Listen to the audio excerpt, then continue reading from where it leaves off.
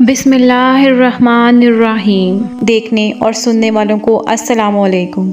Info cabinet की नई video में आपको खुशामदीद कहते हैं। नाज़रीन इकराम, जमीन पर सूरज ग्रहण इस वक्त लगता है जब चांद दौराने गर्दिश जमीन और सूरज के दरमियान में आ जाता है, जिसकी वजह से सूरज का मुकम्मल या कुछ हिस्सा दिखाई देना बंद हो जाता है। इस सूरत में चांद का साया जमीन पर पड़ता है। चूँकि सूरज चांद के मुकाबले में जमीन से 400 गुना ज्यादा दूर है, इसलिए ग्रहण के मौके पर चांद सूरज को मुकम्मल या काफी हद तक जमीन वालों की नजरों से छुपा लेता है। इसी तरह चांद ग्रहण इस वक्त होता है जब जमीन चांद और सूरज के दरमियान में आ जाती है, जिससे चांद पर सूरज की रोशनी नहीं पड़ती, क्योंकि ये तो हम सब जानते हैं कि चांद की रोशनी भी इनडायरेक्टली सूरज की तरफ से ही आती है और ग्रहण के वक्त चांद नजर नहीं आता। दूसरे लफ्जों में चांद ग्रहण के दौरान हमें जमीन का साया चांद पर पड़ता हुआ दिखाई देता है। मोअज़्ज़िज़ सामीन, सूरज ग्रहण को कदीम व जदीद सब मज़ाहिब में खुदा की निशानियों में से एक समझा जाता है। बाज़ मज़ाहिब इसे मनहूस समझते हैं और बाज़ के नज़दीक ये खुदा के नाराज होने की निशानी है। इस्लाम में इसकी साइंसी हकीकत को तस्लीम किया जाता है, क्योंकि कुरान में वाज़ेह तौर पर बताया गया है कि सूरज और चांद खुदा के मुअय्यन करदा रास्ते पर चलते हैं और गर्दिश में हैं।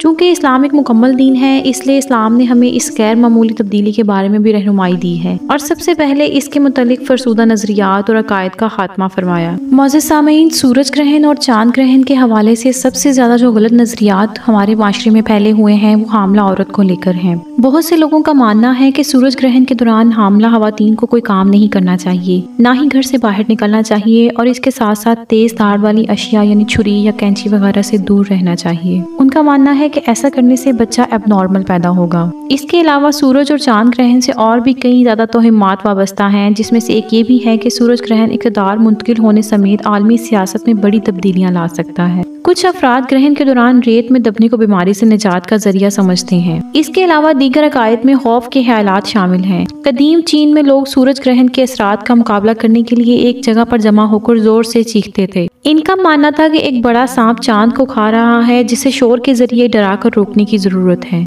इन तोहिमात में से एक ये भी है कि सूरज ग्रहण के दौरान जरासीम आते हैं, लिहाजा खाने पीने की तमाम अशिया को ढक कर फ्रिज में रखा जाता है। नाज़रीन इकराम, ये सब तोहिमात हैं, इनकी इस्लाम में कोई गुंजाइश नहीं है। सूरज और चांद ग्रहण अल्लाह ताला की निशानियों में से दो निशानियां हैं, जैसे कि हवा, आंधी और तूफान का चलना, बारिश का होना, दिन और रात का एक दूसरे में तब्दील होना। इसी तरह ये भी अल्लाह ताला की निशानियों में से दो निशानियां हैं, जो कि फल्कियाती एतबार से गर्दिश के दौरान रूनुमा होने वाला मामूल का वाकया है। आपको बताते चलें कि ग्रहण के वक्त शरीयत की जानिब से हामला औरतों के लिए कोई खास हिदायत नहीं है। इस्लाम में ऐसे नजरियात का कोई तस्वुर नहीं है, बल्कि दीन इस्लाम ने इसे बदशगुनी करार देकर नाजायज कहा है। चांद या सूरज ग्रहण के वक्त सब मुसलमानों को यह हुक्म है कि ग्रहण लगने को अल्लाह ताला की कुदरत की निशानियों में से एक निशानी समझें और तौबा और इस्तगफार में मशगूल रहें। रसूल अकरम सल्लल्लाहु अलैहि वसल्लम की सीरत तैयबा से सूरज ग्रहण और चांद ग्रहण के औकात में नवाफिल, दुआओं और सदकात के वाकयात तो मिलते हैं, मगर छुरी को हाथ ना लगाना और कुछ ना काटने के बारे में आप सल्लल्लाहु अलैहि वसल्लम ने कोई ममानत बयान नहीं फरमाई और ना ही सूरज ग्रहण और चांद ग्रहण के वक्त हामला खवातीन के लिए कोई हुसूसी अहकाम बयान फरमाए हैं, बल्कि ये अवाम की बनाई हुई बातें हैं। मोअज़्ज़िज़ सामीन, लोगों को ये बात समझनी चाहिए कि सूरज और चांद ग्रहण अल्लाह ताला की कुदरत की निशानियों में से एक निशानी है। इन निशानियों से ये जाहिर होता है कि जो कादिर मतलिक अल्लाह ताला सूरज से रोशनी देता है और चांद से चांदनी देता है, वही अल्लाह ताला इनको मान कर देने पर भी कादिर है। रसूलुल्लाह सल्लल्लाहु अलैहि वसल्लम के ज़माने में आप सल्लल्लाहु अलैहि वसल्लम के साहबजादे हज़रत इब्राहिम रज़ी अल्लाह ताला अन्हु के इंतकाल के बाद सूरज ग्रहण हो गया, तो इस ज़माने में लोगों का ये ख्याल था कि सूरज ग्रहण किसी बड़े आदमी की वफात या पैदाइश की वजह से होता है, जैसा कि अभी आप सल्लल्लाहु अलैहि वसल्लम के बेटे की वफात पर हुआ।